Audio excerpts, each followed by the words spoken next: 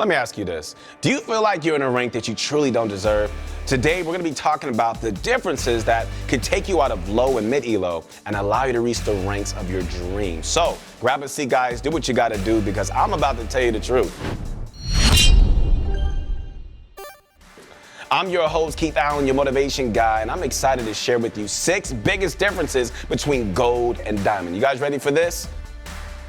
Hey, you guys stuck in gold or below? Check out this new video to show you guys the differences between you and a diamond player. You guys gotta check this out. Swipe up. You know, it might seem like a steep mountain to climb to get some of these higher ranks, but man, I promise that, it takes patience and it takes consistent effort. And if you can do that, guys, man, you'll be there in no time, all right? Nothing I'm about to share with you guys might be entirely brand new information. I get it, but many of these differences are just core fundamentals that need to be mastered to really push you to the next level. Because right now, that's what it's all about, man. It's about leveling up. And regardless if you're iron or gold or diamond or radiant, these are things that every player should be consistently working to improve on. None of us are gonna be perfect, but in order to get to those higher ranks, it's all about making those habits consistent. If I had to pick the single biggest thing to really work on that's gonna help you guys improve drastically, it's learning how to be better at trading. On paper, it seems fairly simple, right? Like, you try and trade your teammates so you're not down players in an exchange. However, there's just a lot that goes into putting yourself in those positions. It's not as simple as just trading people as you go, but recognizing when you're in a position to trade. And if you're not, is there a possibility that you can reposition to do so? To be a great trader, you must not only evaluate your own decision making, but also adapt it to better suit the various teammates you're going to encounter in your ranked adventures. The best way working on your trading is by asking yourself 2 questions, like, are you putting yourself in a position where you can even trade some of your teammates? And 2, are you letting your teammates the possibility of trading you when you make a play? Most of the time when people aren't getting trades off is because they don't pay enough attention to their minimap. So guys, really the best rule of thumb that I can really tell you is, if you like to start aggression on the map, let your team know so you can have some backup. Otherwise, pay more attention to your teammates and which ones tend to be more aggressive. And if you can just be that player that notices their tendencies, you can better match their aggression. Again, it doesn't matter if they die, but if you get the trade, you've allowed your team to still have a fighting chance in the given round. Vice versa, like if you're making riskier plays or putting yourself out there, like having someone for backup will give you more confidence and allow the potential of just evening up the player count if you fall short. However, these types of trades don't happen, and deaths happen for free.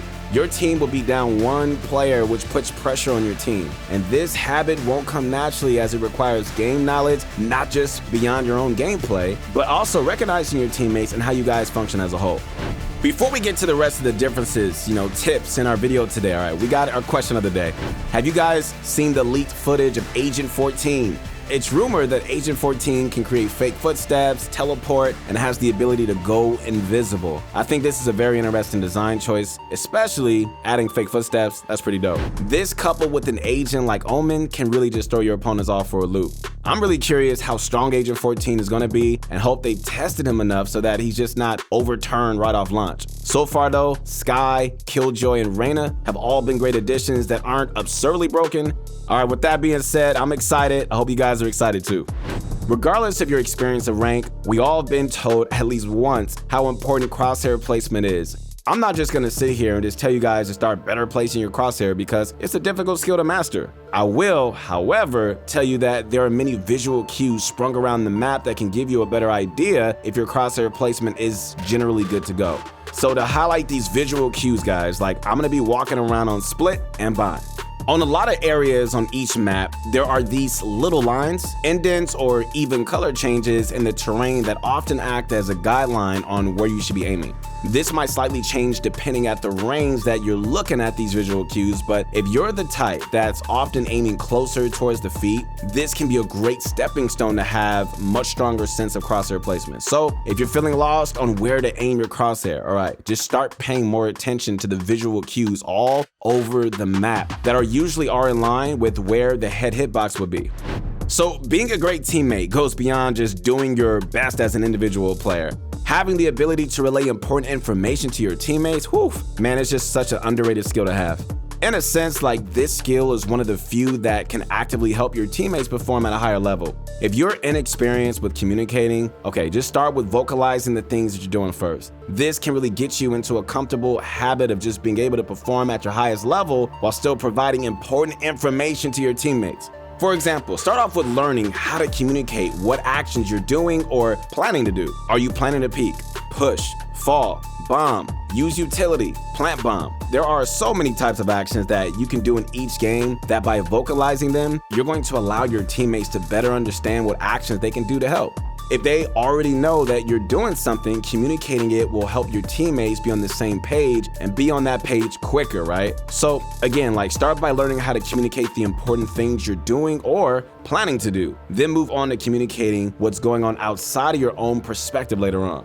I'm a firm believer of just faking it until you make it. You might not be at the place you want to be right now. I get it. You might not ever be, but I think it's just much more important that you're confident in your own ability to eventually reach that destination, all right? If you're actively trying to improve your play and taking the right approaches, you need to be confident that it's going to work.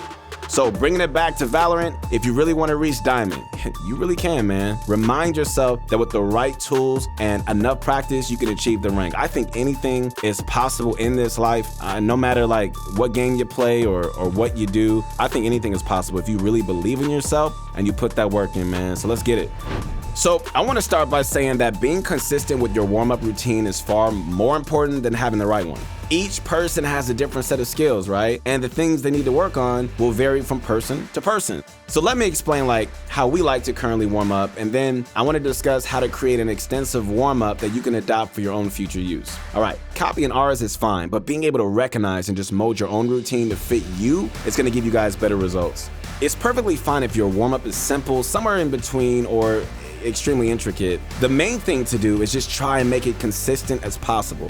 So having a consistent warm-up, guys, is like one of the biggest things that helped a lot of us improve, when we first start learning Counter-Strike back in the day.